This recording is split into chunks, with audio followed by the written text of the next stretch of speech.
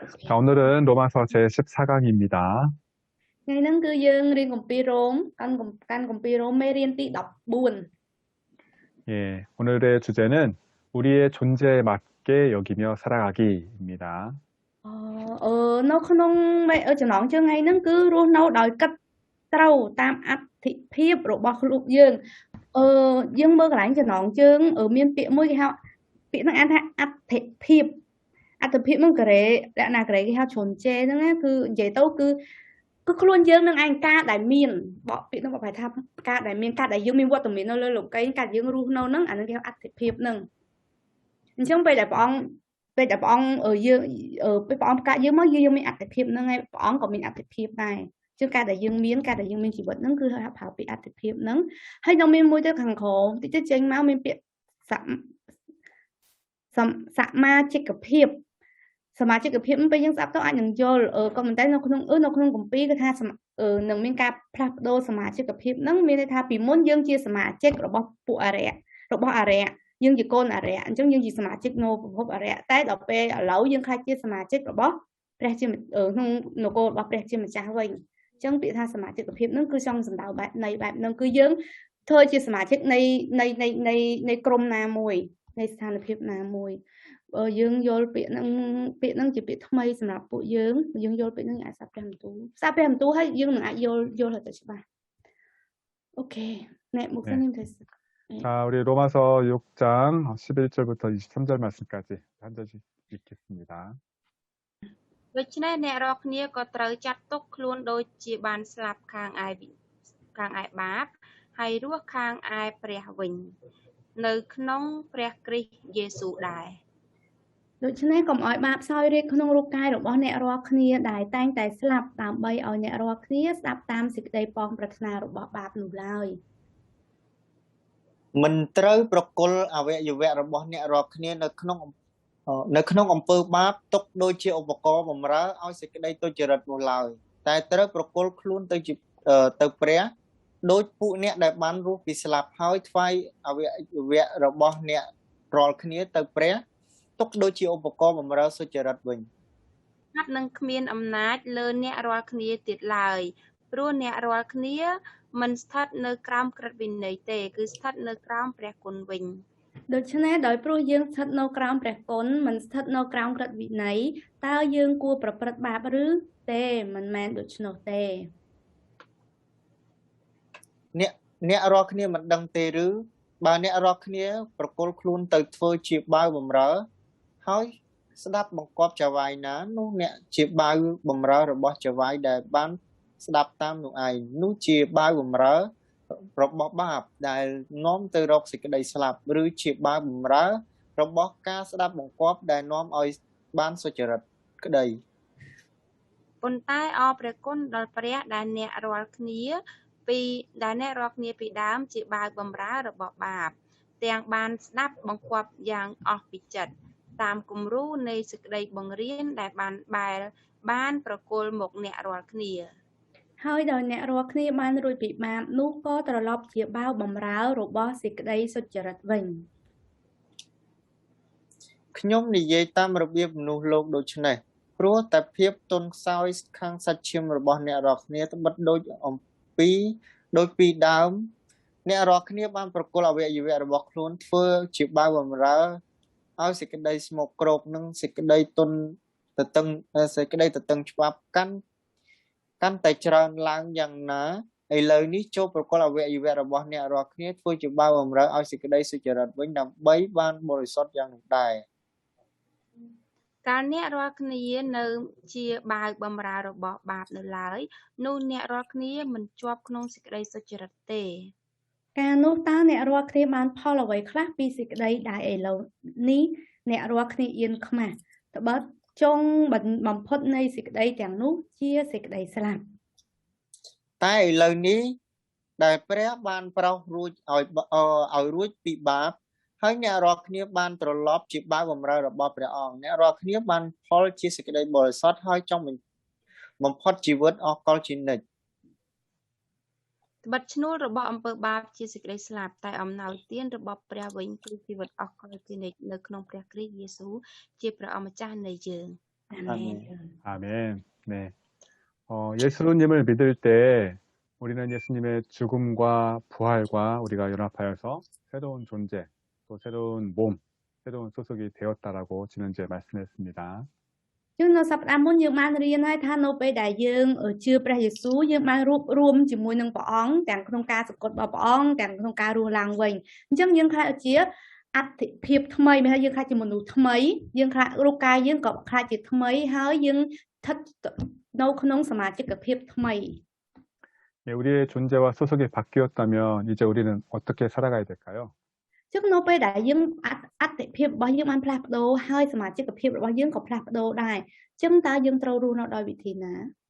예, 우리가 죄를 지어도 회개하면 하나님께서 용서해 주시니까 우리가 마음대로 죄를 지으면서 살아도 될까요? ចឹងសំណួរសួរថាបើសិនជាយើងធ្វើប្រព្រឹត្តអំពើបាបពេលយើងប្រែចិត្តយើងនឹងទទួលបានសេចក្តីការអត់ទោសបាបអញ្ចឹងយើងអាចរស់តាមចិត្តឬ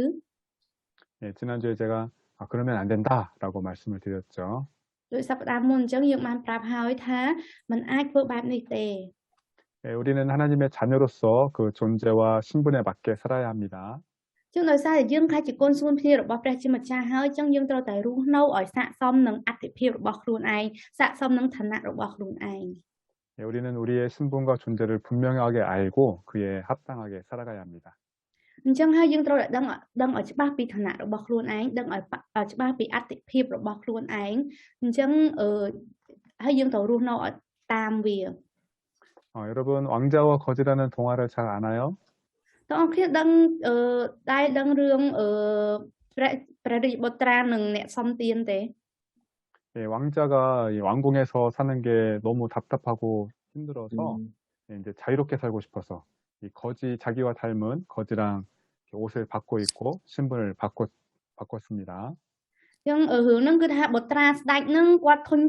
ន់ថប់នៅក្នុងការរស់នៅក្នុងវាំងគាត់ចង់រស់នៅឲ្យមានសេរីភាពអញ្ចឹងហើយគាត់ក៏ទៅផ្លាស់គាត់ទៅរកអ្នកសំទានម្នាក់ដែលមានរូបរាងដូចគាត់ហើយគាត់ផ្លាស់ខោអាវ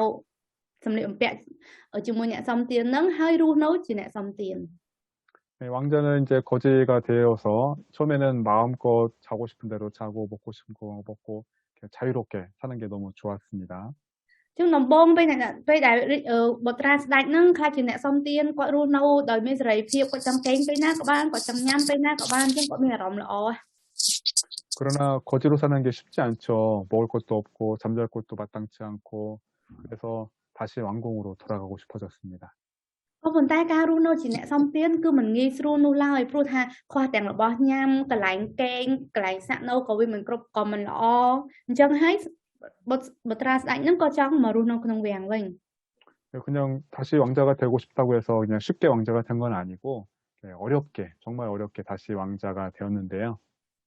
អញ្ចឹងពេលដែលបុត្រាស្ដេចខ្លាចជាអ្នកសំទានហើយគាត់ចង់ទៅធ្វើជា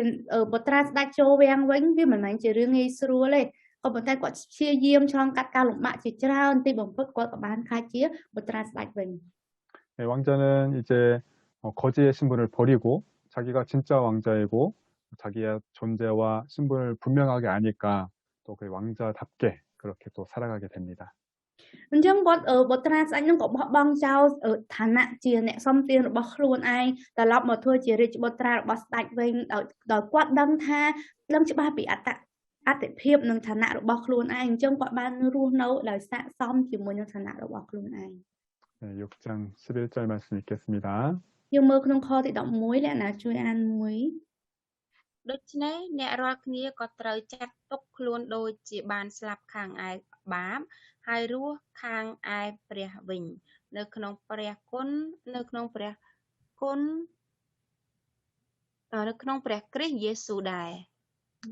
예, 우리는 방금 읽은 말씀처럼 우리 자기 자신을 하나님 나라의 백성으로 여기면서 살아야 됩니다. 죄에 대해서는 죽은 자로 여겨야 합니다.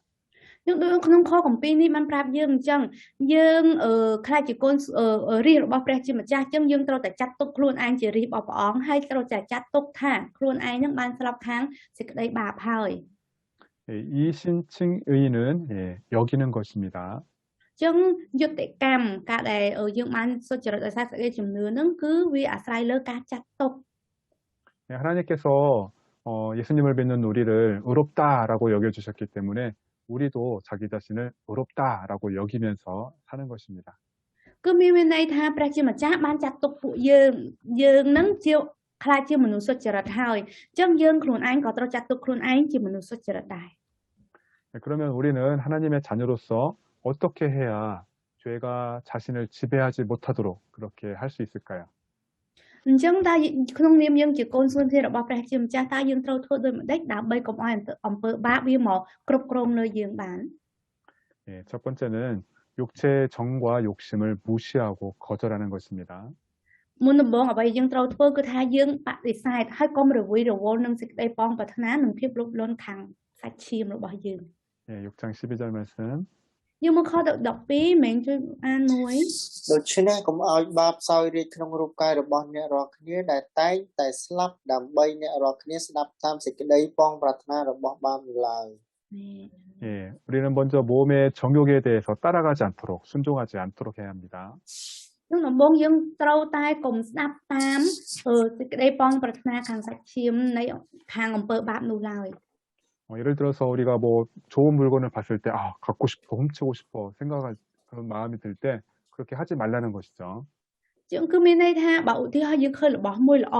យើងចង់បានវាឬមួយក៏យើងថាអូយើងមានចិត្តមួយចង់លួចវាអញ្ចឹងនៅពេលយើងមានចិត្តបែបហ្នឹងយើងកុំធ្វើតាមចិត្តហ្នឹង 예, 몸의 정욕 또 육신의 정욕이 나한테 다가올 때 나는 그것에 대해서 죽었다라고 생각하면서 정욕에 반응해야 합니다. អញ្ចឹងនៅពេលដែលយើងមានសេចក្តីប៉ងប្រាថ្នាខាងរូបកាយក៏ដូចជាខាងសាច់ឈាមពេលហ្នឹងយើងត្រូវតែបដិសេធវាប្រឆាំងជាមួយវាថាយើងបានស្លាប់ខាងសេចក្តីនោះហើយ 그러니까 정욕에 이끌려서 반응하면 안 되고 나는 정욕에 대해서 죽었다라고 해야 돼요. យើងមិនត្រូវប្រតិកម្មដោយតាមការដឹកនាំរបស់សេចក្តីប៉ងប្រាថ្នានោះឡើយក៏ប៉ុន្តែយើងត្រូវតែប្រឆាំងជាមួយវាដោយនិយាយថាយើងបានស្លាប់ក្នុងសេចក្តីនោះហើយ 또 다른 예를 들어서는 결혼한 사람은 이제 다른 여자에 대해서는 내가 자신은 죽었다라고 생각해야 돼요. ជាងឧទាហរណ៍មួយទៀតគឺថាសម្រាប់អ្នកដែលគាត់រៀបការហើយនៅពេលដែលគាត់ឃើញស្ត្រីណាម្នាក់ដែលគាត់មានសេចក្តីប៉ងប្រាថ្នាអញ្ចឹងគាត់ត្រូវតែបដិសេធថាគាត់ស្លាប់ហើយស្លាប់ខាងនឹងខាងតម្រូវការនឹងហើយ 그러니까 결혼했으면 자기 아내에게 남편에게 잘해야 되지 다른 사람한테 관심 보여대서는 안 된다는 뜻입니다. យើងមានន័យថាពេលយើងរៀបការហើយយើងត្រូវតែខ្វល់ខ្វាយចាប់អារម្មណ៍តែជាមួយនឹង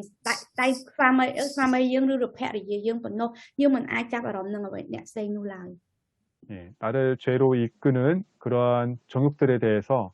반응하지 말고 그것에 대해서 난 죽었다라고 해야 합니다. គឺយើងកុំប្រតិកម្មតបជាមួយនឹងអំពើបាបនិងសេចក្តីប៉ងប្រាថ្នានោះតែយើងត្រូវតែប្រឆាំងដាច់ខាតថាយើងអត់មានវាអត់មានអំណាចអីលើយើងទៀតទេគឺយើងស្លាប់នៅក្នុងវាហើយ 어떤 사람에 대해서 미운 마음이 들 때 나는 미움에 대해서 죽었다, 관계가 없다라고 선포하고요. យើងនៅឧទាហរណ៍នៅពេលយើងមានចិត្តស្អប់នរណាម្នាក់យើងត្រូវតែប្រកាសថាយើងស្លាប់ក្នុងសេចក្តីស្អប់នឹងហើយយើងអត់មានទំនាក់ទំនងអីនឹងសេចក្តីស្អប់នឹងទៀតទេ 또 누군가 나한테 억울하게 했을 때 막 복수하고 싶은 마음이 들 수도 있는데 그때 나는 복수에 대해서 죽었다, 관계없다라고 선포해야 됩니다. អញ្ចឹងឧទាហរណ៍នៅពេលណាម្នាក់ធ្វើឲ្យយើងមានអារម្មណ៍ថាយើងអន់ចិត្តយើងមានអារម្មណ៍អយុត្តិធម៌ពេលហ្នឹងយើងត្រូវតែប្រកាសថាយើងស្លាប់ក្នុងសេចក្តីអយុត្តិធម៌នឹងហើយយើងមិនមានទំនាក់ទំនងអីជាមួយនឹងសេចក្តីការសងសឹកនឹងទៀតទេ 또 우리 친구들이 뭐 여러 가지 자랑할 때 우리도 뭐 그런 거 자랑하고 싶고 갖고 싶을 때가 있는데 나는 세상의 그런 가치관과 관계없다, 죽었다라고 선포해야 됩니다. ចឹងដូចគ្នាឧទាហរណ៍មួយទៀតដូចជាមិត្តភក្តិរបស់យើងគាត់អួតយើងអំពីអ្វីដែលគាត់មានអំពីអ្វីដែលមើលទៅល្អក៏ប៉ុន្តែពេលហ្នឹងក៏យើងត្រូវតែប្រកាសដែរថាយើងបានស្លាប់ខាងភាពហឺហានៅលើលោកីយ៍នេះហើយអញ្ចឹងយើងឡើងមានទំនាក់ទំនងអីនឹងវាទៀតហើយ 그리고 어떤 것을 물건을 갖고 싶거나 뭐 돈에 욕심이 나거나 할 때에도 나는 이 세상에 대해서 죽었다라고 선포해야 됩니다. ហើយក៏ដូចជានៅពេលដែលយើងមានចិត្តលោភលន់ចង់បានរបស់អ្វីនៅលើលោកីយ៍នេះឬក៏ចង់បានមានចិត្តលោភលន់ផ្នែកដូចចង់បានលុយអីអញ្ចឹងយើងត្រូវតែប្រកាសថាយើងស្លាប់ក្នុងសេចក្តីទាំងនោះហើយយើងមិនមានទំនាក់ទំនងអីជាមួយវាទៀតទេ 예, 우리는 하나님의 자녀로서 우리의 존재를 그렇게 생각할 때 존재에 맞게 생각할 때 죄는 힘을 잃게 됩니다. ចឹងនៅពេលដែលយើងគិតត្រូវអំពីអត្ថិភាពរបស់ខ្លួនឯងគិតត្រូវអំពីឋានៈរបស់ខ្លួនឯងក្នុងនាមជាកូនស្គនជារបស់ព្រះជាម្ចាស់អំពើបាបវាអត់មានកម្លាំងលើយើងទៀតទេ 네, 두 번째는요. 우리가 뇌보험을 불의의 무기가 아니라 하나님의 의의 무기로 하나님께 드리는 것입니다. ចំណុចទី2គឺថាយើងមិនត្រូវប្រកល់រូបកាយយើងឲ្យធ្វើជាឧបករណ៍បម្រើសេចក្តីសុចរិតទេទុច្ចរិតទេតែត្រូវប្រកល់ឲ្យព្រះជាម្ចាស់ឲ្យយើងធ្វើខ្លាចជាឧបករណ៍សម្រាប់សេចក្តីសុចរិតវិញ 네, 6장 13절. មកខទី13លក្ខណៈជួបខទី13 មិនត្រូវប្រគល់អវយវៈរបស់អ្នករាល់គ្នាទៅក្នុងអំពើបាបទុកដូចជាឧបករណ៍បម្រើ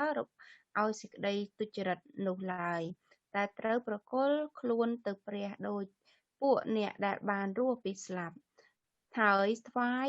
អវយវៈរបស់អ្នករាល់គ្នាទៅព្រះទុកដូចជាឧបករណ៍បម្រើឲ្យសុចរិតវិញ មែន 아멘. 여러분, 우리 몸의 주인은 내가 아니라 하나님이십니다. បងប្អូនគ្នារូបម្ចាស់នៃរូបកាយយើងមិនមែនខ្លួនយើងទេតែគឺជាព្រះជាម្ចាស់ 그래서 우리는 우리의 몸의 무기를 의의 무기로 하나님께 드려야 됩니다. អញ្ចឹងហើយយើងត្រូវថ្វាយខ្លួនយើងឲ្យព្រះជាម្ចាស់ដើម្បីឲ្យខ្លួនយើងខ្លាចជាឧបករណ៍បម្រើសេចក្តីសុចរិត 네, 우리의 신분은 이제 법 아래 있지 않고 은혜 아래 있기 때문에 더 이상 죄가 우리를 주장하지 못합니다. ព្រោះថាឋានៈរបស់យើងពេលនេះយើងឡើងស្ថិតនៅក្រោមក្រឹតវិន័យហើយតែយើងស្ថិតក្រោមព្រះគុណវិញអញ្ចឹងអំពើបាបវាអត់មានកម្លាំងដឹកនាំយើងទៀតទេ 네, 14절 말씀. ខទី14ត្បិតបាបនឹងគ្មានអំណាចលើអ្នករាល់គ្នាទៀតឡើយព្រោះអ្នករាល់គ្នាមិនស្ថិតក្រោមក្រឹតវិន័យទេគឺស្ថិតក្រោមព្រះគុណវិញ 네, 우리는 율법이 아니라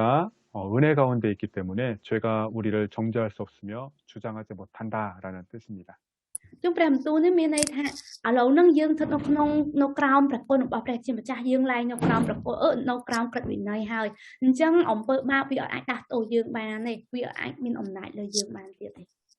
예, 마치 제 아들은 이제 엄마 아빠의 사랑을 받고 자라잖아요. 잘못하면 뭐 세상의 법으로 막 혼내는 것이 아니라 항상 잘못하면 또 용서해주고 그렇게 해주는 것과 같은 뜻입니다. វាមានន័យដូចគ្នាដែរថាកូនប្រុសរបស់ខ្ញុំគេរស់នៅក្នុងកូនរបស់ខ្ញុំជាមួយនឹងប្រពន្ធខ្ញុំអញ្ចឹងទោះបីជាពេលខ្លះគេធ្វើខុសក៏ដោយក៏ពួកយើងអត់ដាក់ទោសគេដែរគឺពួកយើងតែងតែលើកទោសឲ្យគេជានិច្ច 예, 용서해준다고 해서 우리가 또 마음껏 죄를 지어도 될까요? ក៏ប៉ុន្តែសួរថាបើព្រះអង្គលើកឡើងទោសឲ្យយើងទទួលបានការអត់ទោសអញ្ចឹងយើងធ្វើអំពើបាបតាមចិត្តខ្លួនឯងឬ 예, 지난주도 말씀드렸고 아까도 말씀드렸지만 아닙니다. ដូចយើងបាននិយាយម្ដងហើយអត់ពីសាប់ដើមមុនហើយដូចជាមិញនឹងដែរគឺយើងមិនអាចរស់នៅបែបហ្នឹងទេ 성경은 명백하게 안 된다라고 말씀하고 있습니다. ព្រះគម្ពីរបានប្រាប់យើងយ៉ាងច្បាស់ថាយើងមិនអាចរស់បែបហ្នឹងយើងមិនត្រូវរស់បែបហ្នឹងទេ 예, 6장 15절 말씀. យើងមកខទី15មែងជួយមួយ15 ដូច្នេះព្រោះយើងស្ថិតនៅក្រោមព្រះគុណមិនស្ថិតនៅក្រោមក្រឹតវិន័យតែយើងគួរប្រព្រឹត្តអំពើបាបឬទេមិនមែនដូច្នោះទេ 아멘. 마귀는 우리에게 야 너는 이제 법 아래 있지 않고 은혜 아래 있잖아. 뭐 그냥 죄를 지어. 뭐 죄를 짓고 회개하면 용서해 줄 거야. 그렇게 우리를 유혹할 수 있어요. 죄를 짓게 할 수 있습니다. ចឹងអារៈវាតែងតែលួងយើងវាតែងតែកុហកយើងថាឥឡូវហែងឡើងរស់នៅក្រោមក្រឹតវិន័យឯងរស់នៅក្រោមព្រះគុណអញ្ចឹងហើយទោះបីធ្វើអំពើបាបក៏ព្រះអង្គអត់ទោសឲ្យដែរអញ្ចឹង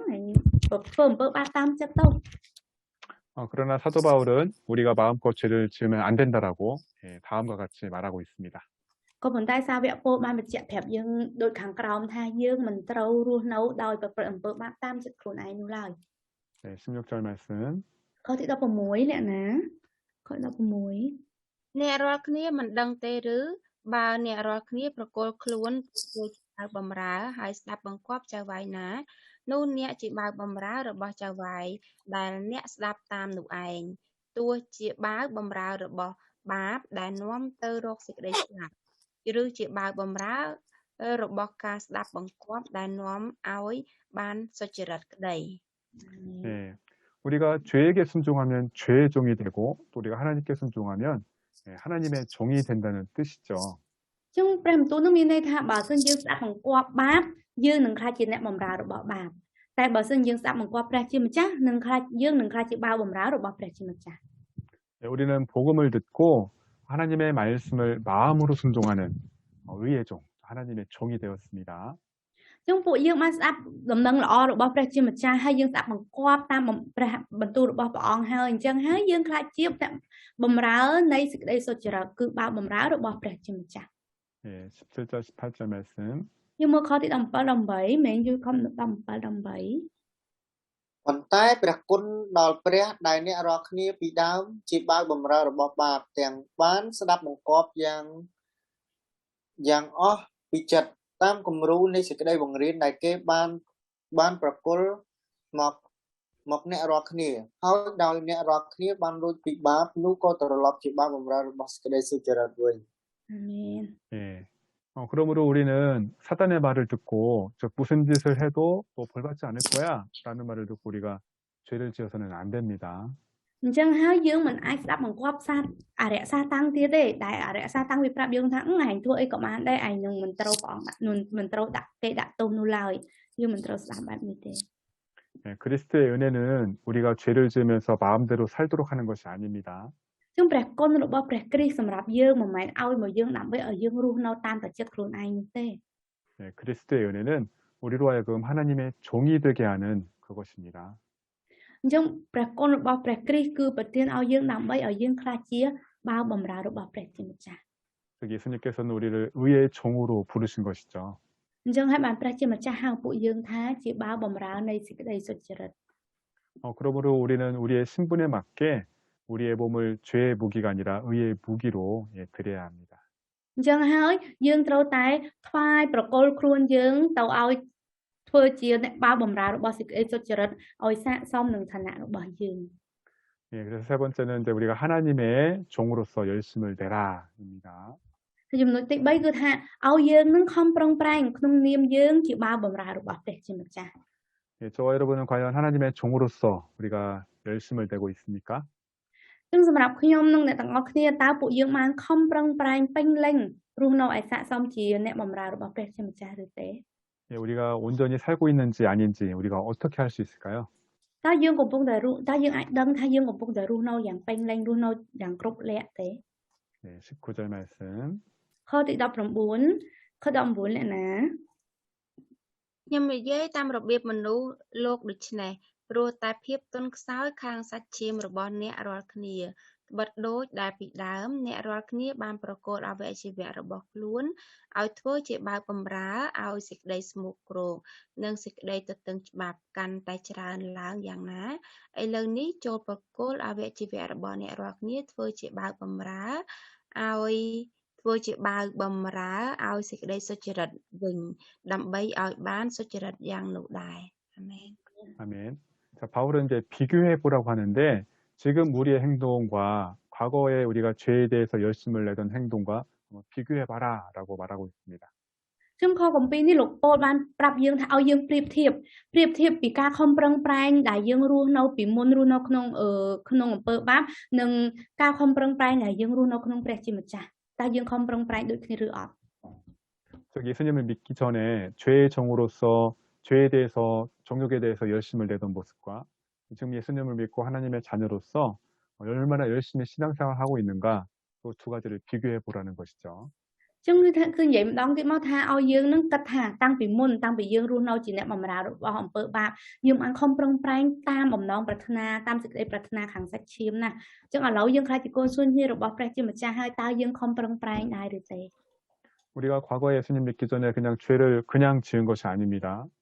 ចឹងមុនពេលយើងជឿព្រះជាម្ចាស់អំពើបាបដែលយើងធ្វើវាមិនមែនធ្វើដោយស្វ័យប្រវត្តិនោះទេ 우리가 죄인으로 태어났기 때문에 죄에 대해서 좋아하고 그걸 원하고 또 열심히 죄를 지었던 거예요. ដោយសារតែយើងកើតមកជាមនុស្សមានបាបអញ្ចឹងហើយ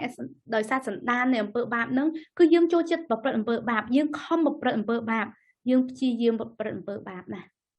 예, 우리가 예수님 믿기 전에 옛날의 모습들이 그렇게 열심히 죄에 대해서 열심이었다라면 지금 우리가 예수님을 믿고 나서 우리가 그렇게 똑같이 열심을 내고 있느냐는 것이죠. ចឹងបានលោកពោលសួរថាមុនពេលយើងជឿព្រះអង្គយើងខំប្រព្រឹត្តអំពើបាបយ៉ាងនោះចឹងឥឡូវយើងបានជឿព្រះអង្គហើយតើយើងបានខំបម្រើព្រះអង្គខំស្ដាប់បង្គាប់ព្រះអង្គដូចខ្លួនឯងឬទេ 예, 우리가 예수님을 믿기 전에 뭐 친구들이랑 놀고 노래 부르고 뭐 술 마시고 열심히 죄를 지면서 놀았을 겁니다.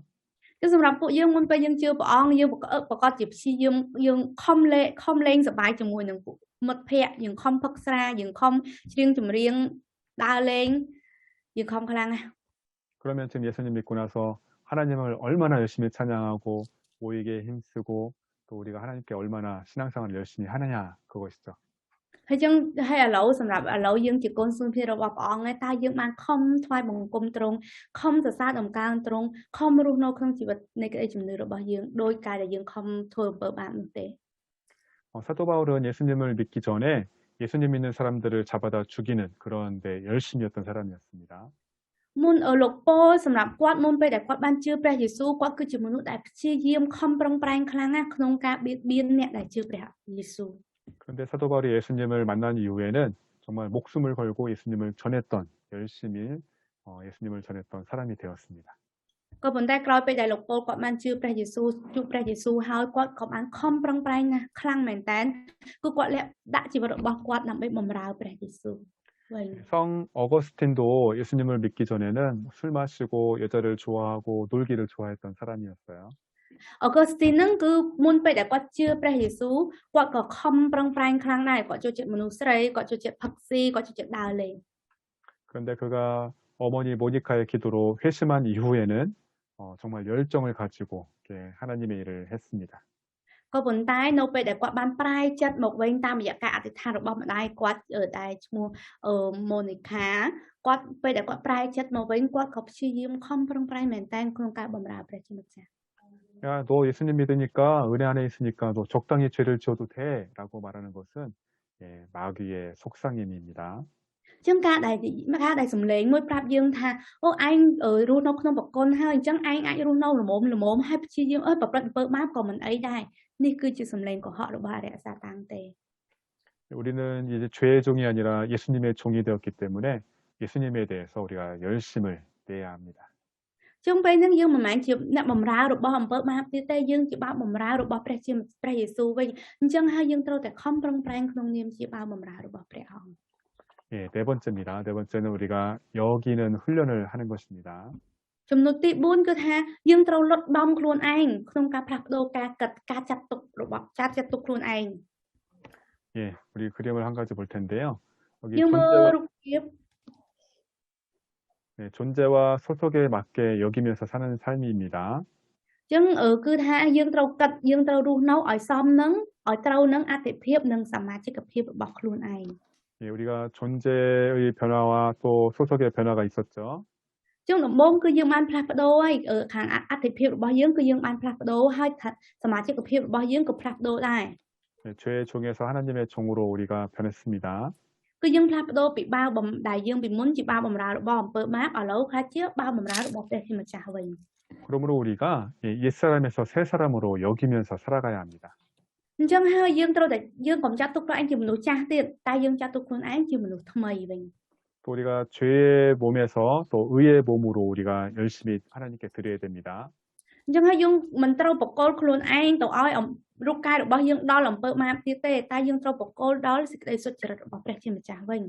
우리가 또 옛날에 죄를 지었던 열정을 우리가 의의 열심으로 우리가 또 바꿔야 하죠. ហើយយើងក៏ត្រូវផ្លាស់ប្ដូរអាការខំប្រឹងប្រែងខាងអំពើបាបនឹងមកការខំប្រឹងប្រែងខាងសេចក្តីសុចរិតវិញ 예, 우리가 예를 들어서 한국 속담에 사촌이 땅을 사면 배가 아프다라는 속담이 있어요. ឧទាហរណ៍ថាមានពាក្យស្លោកនៅក្នុងភាសាកូរ៉េមួយគេថាពេលដែលពូទិញដីខ្ញុំឈឺពោះ 예, 다른 사람이 잘 되면 괜히 부럽죠. 그래서 특별히 가까운 친구, 사촌, 가족이 또 잘 되면 배가 아프다는 뜻입니다. អញ្ចឹងពាក្យថាពាក្យឈឺពោះនៅក្នុងភាសាកូរ៉េកន្លែងហ្នឹងមានថាចំណែនគេដល់ឈឺពោះអញ្ចឹងនៅពេលដែលយើងឃើញអ្នកដទៃគេអត់មានតាក់ទងយើងគេបានល្អយើងអត់សូវមានអារម្មណ៍ចំណែនទេក៏ប៉ុន្តែបើយើងឃើញអ្នកជិតខាងរបស់យើងបងប្អូនយើងឬបងប្រុសបងស្រីយើងគាត់ទទួលបានផលអ្វីល្អយើងប្រកាសជាឈឺពោះគឺមានថាយើងចំណែនពួកគេ 그 그러나 이것은 우리가 예수님을 믿기 이전에 옛날의 우리의 모습입니다. ក៏ប៉ុន្តែនេះគឺជារូបរាងរូបភាពសន្តានរបស់យើងគឺសន្តានមនុស្សចាស់របស់យើង 예, 우리가 예수님을 믿은 이후에는 우리 그리스도인인 우리는 자신을 그 옛날 모습에 복종하지 않는 자로 우리가 여겨야 합니다. ចឹងនៅពេលដែលយើងជឿព្រះយេស៊ូវហើយយើងមិនត្រូវចាត់ទុកខ្លួនឯងជាមនុស្សចាស់ដូចពីមុនទៀតទេគឺយើងមិនត្រូវស្ដាប់បង្គាប់ឲ្យសន្តានចាស់របស់យើងទៀតទេ 예, 우리 생각을 바꿔야 돼요. 나는 이제 새 사람이 됐다. 새 사람은 사촌이 땅을 사도 기뻐해 준다라고 선포해야 됩니다. យើងត្រូវតែគិតមកវិញថាយើងឥឡូវហ្នឹងយើងគឺជាមនុស្សថ្មីហើយមនុស្សថ្មីហ្នឹងគឺជាមនុស្សថ្មីដែលទោះបីជាឃើញពូរបស់យើងទិញដីក៏យើងអត់ចំណាយគាត់ដែរ 예, 내 친구, 내 뭐 가족, 내 친척이 잘 되면 우리는 함께 기뻐해야 되는 존재다라고 선포해야 됩니다. ហើយយើងខ្លាចជាមនុស្សថ្មីដែលយើងអាចរីករាយយើងសប្បាយចិត្តអបអរសាទរអ្នកមិត្តភក្តិរបស់យើងឬបងប្អូនរបស់យើងអ្នកជិតខាងរបស់យើងដែលគាត់ទទួលបានការល្អ 그래서 다른 사람이 잘 됐다는 소식을 들었을 때 전화해서 축하해주고 손뼉을 쳐줘야 되죠. អញ្ចឹងហើយយើងជាមនុស្សថ្មីអញ្ចឹងហើយពេលដែលយើងឮថាអ្នកណាម្នាក់គាត់មានរឿងល្អកើតឡើងគាត់យើងទៅទូរស័ព្ទទៅគាត់យើងអបអរសាទរគាត់យើងអាចផ្ទះដៃជូនគាត់បាន 진정으로 성숙한 사람은 다른 사람이 어려운 일을 겪을 때 위로해 줄 줄 알아야 되고 또 좋은 일 있을 때 진심으로 축하해 줄 줄 알아야 됩니다. ចឹងមនុស្សដែលចាស់ទុំពិតប្រាកដគឺជាមនុស្សដែលចេះលួងលោមអ្នកអតីតនៅពេលដែលគេចេះនៅពេលគេឈឺចាប់ហើយចេះអបអរសាទរនិងសប្បាយរីករាយជាមួយនឹងអ្នកអតីតនៅពេលដែលគេមានរឿងល្អ 그럼에도 불구하고 우리 마음 가운데 시기 질투가 생겼을 때에는 우리가 나는 옛사람은 죽었다. 그리고 이렇게 선포해야 돼요. អញ្ចឹងហើយបើសិនជាយើងមានចិត្តចំណែនឬមួយក៏មានចិត្តអាត្មានិយមយើងត្រូវតែប្រកាសថាយើងស្លាប់នៅក្នុងអំពើបាបរួចហើយ 나의 모습은 죽었다. 나는 새 사람이 되었다. 나 하나님의 자녀다. 선포해야 됩니다. យើងត្រូវតែប្រកាសប្រាប់ខ្លួនឯងថាអាគំនិតអាត្មានិយមនឹងវាឡើងយើងបានស្លាប់នៅក្នុងវាហើយយើងកើតជាថ្មីហើយយើងជាកូនសួនគ្នារបស់ព្រះជាម្ចាស់ហើយ 이렇게 새 사람으로 여기면서 사는 것이 바로 우리의 존재에 맞게 살아가는 것입니다. ចឹងការដែលយើងចាត់ទុកខ្លួនឯងគឺជាមនុស្សថ្មីយើងរស់នៅក្នុងនាមជាមនុស្សថ្មីហ្នឹងហើយគឺជាការដែលរស់នៅឲ្យត្រូវនឹងអត្ថិភាពរបស់យើង 예, 마지막으로 5번째는요. 우리가 하나님의 종으로서 사는 그 결과입니다. ចំណុចទី5គឺថាចុងក្រោយគឺថាផលដែលយើងទទួលបានតាមរយៈការដែលយើងរស់នៅក្នុងនាមជាកូនអ្នកបាបបម្រើរបស់ព្រះជាម្ចាស់ 우리가 죄의 종으로 살면 결국 사망에 이르게 됩니다. បើសិនជាយើងរស់នៅជាបាបបម្រើរបស់អំពើបាបចុងក្រោយយើងនឹងទទួលសេចក្តីស្លាប់ 예, 21절 말씀. យើងមើលខទី21មេងជួយអានខទី21 កាលនោះតើអ្នករាល់គ្នាបានផលអ្វីពីសេចក្តីដែលឥឡូវនេះអ្នករាល់គ្នាអៀនខ្មាស់បិទចុងបំផុតនៃសេចក្តីទាំងនោះជាសេចក្តីស្លាប់ 예, 그런데 우리가 의의 종으로 살면 영생을 얻을 것입니다. ក៏ប៉ុន្តែបើសិនយើងមករស់នៅ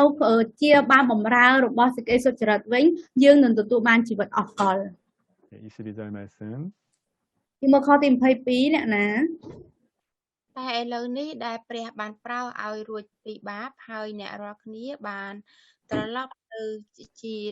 ជាបាវបម្រើដល់ព្រះអម្ចាស់អ្នករាល់គ្នាបានផលជាសេចក្តីបរិសុទ្ធហើយចុងបំផុតគឺជីវិតអស់កលជានិច្ច 아멘. 네, 방금 읽은 두 말씀을 한 말씀으로 하면 다음과 같습니다. បើយើងខកំពីយើងអានមិនហ្នឹងបើយើងសរុបវាឲ្យខ្លីមកគឺដូចខាងក្រោមអញ្ចឹង 예, 23절 말씀. ខទី23ត្បិតឈ្នួលរបស់បាបជាសេចក្តីស្លាប់តែអំណោយទានរបស់ព្រះវិញគឺជីវិតអស់កលជានិច្ចនៅក្នុងព្រះគ្រីស្ទយេស៊ូវជាព្រះអម្ចាស់នៃយើង 아멘. 사랑하는 여러분, 이제 어떻게 사시겠습니까? បងប្អូនជាទីស្រឡាញ់តើពេលនេះទាំងអស់គ្នាត្រូវរស់នៅដោយវិធីណា 옛사람을 따라서 죄를 지으면서 사시겠습니까? តើទាំងអស់គ្នាត្រូវនឹងរស់នៅដោយប្រព្រឹត្តអំពើបាបតាមមនុស្សចាស់របស់យើងឬ 아니면 하나님의 자녀로서 그 존재와 신분에 맞게 의롭게 사시겠습니까? ឬមួយក៏ទាំងអស់គ្នារស់នៅក្នុងនាមជាកូនសួនភារបស់ព្រះជាម្ចាស់រស់នៅឲ្យស័ក្តិសមនឹងអត្ថិភាពរបស់ខ្លួនឯង 우리가 영생의 길을 가기 위해서는 우리의 신분과 존재에 맞게 우리가 주님을 위해서 우리가 거룩하게 살아가야 합니다. ចឹងដើម្បីឲ្យយើងបានទៅដល់ផ្លូវដែលនៃជីវិតអកលជានិច្ចយើងត្រូវតែរស់នៅឲ្យស័ក្តិសមនឹងឋានៈនិងអត្ថិភាពរបស់ខ្លួនយើងក្នុងនាមជាកូនសុនភ្ញៀរបស់ព្រះជាម្ចាស់ 우리가 날마다 말씀을 읽고 기도함으로 하나님께서 기뻐하시는 삶, 거룩한 삶을 사는 저와 여러분 되기를 예수님의 이름으로 축복합니다. ខ្ញុំសូមជូនពរទាំងអស់គ្នាក្នុងព្រះនាមព្រះអង្គម្ចាស់ព្រះយេស៊ូវគ្រីស្ទសូមឲ្យពួកយើងទាំងអស់គ្នាបានរស់នៅក្នុងជីវិតដែលព្រះអង្គសពព្រះハរតីដែលព្រះអង្គរីករាយតាមរយៈការអានព្រះគម្ពីរជារៀងរាល់ថ្ងៃនិងតាមរយៈការអធិដ្ឋានជារៀងរាល់ថ្ងៃ 아멘. 네, 기도하겠습니다. ខ្ញុំនឹងអធិដ្ឋាន 하나님, 우리를 부르사 새로운 존재와 신분으로 바꾸어 주셔서 감사드립니다. ព្រះជាម្ចាស់អរគុណព្រះអង្គដែលបានត្រាស់ហៅពួកយើងឲ្យប្រទានអធិភាពថ្មីនិងឋានៈថ្មីដល់ពួកយើង 이제 우리가 과거의 옛 모습을 버리고 의의 열심을 내는 자들이 되게 하여 주시옵소서. ពេលនេះសូមឲ្យពួកយើងបានបោះបង់រូបមនុស្សចាស់របស់ពួកយើងពីអតីតកាលហើយសូមឲ្យពួកយើងមកព្យាយាមរស់នៅក្នុងសេចក្តីសុចរិតរបស់ព្រះអង្គវិញ 사망의 길로 다시 돌아가지 않게 하시고 생명의 길로 걸어갈 수 있도록 붙잡아 주시옵소서. សូមអរបានជួយកុំឲ្យពួកយើងដើរទៅក្នុងផ្លូវនៃសេចក្តីស្លាប់នោះឡើយតែសូមឲ្យពួកយើងដើរទៅក្នុងផ្លូវនៃជីវិតវិញ 우리가 무슨 일을 하든지 하나님께서 지켜보고 계시다는 것을 기억하게 하시고 សូមព្រះអង្គជួយឲ្យពួកយើងតែងតែចងចាំថានៅពេលដែលយើងមិនថាពួកយើងធ្វើអ្វីនោះឡើយគឺទ្រង់តែងតែមើលពួកយើងជានិច្ច 먹든지 마시든지 무슨 일을 하든지 하나님의 영광을 위해서 하게 하여 주옵소서. សូមឲ្យពួកយើងរស់នៅដោយទោះបីយើងញ៉ាំក៏ដោយយើងកេងក៏ដោយយើងធ្វើអ្វីក៏ដោយសូមឲ្យពួកយើងបានធ្វើគ្រប់យ៉ាងដើម្បីសេរីរុងរឿងរបស់ព្រះអង្គ 감사드리며 예수님의 이름으로 기도합니다. អរព្រះគុណព្រះអង្គគុណអធិដ្ឋានក្នុងព្រះនាមព្រះអង្គម្ចាស់ព្រះយេស៊ូវគ្រីស្ទអាមែន 아멘.អាមែន 네.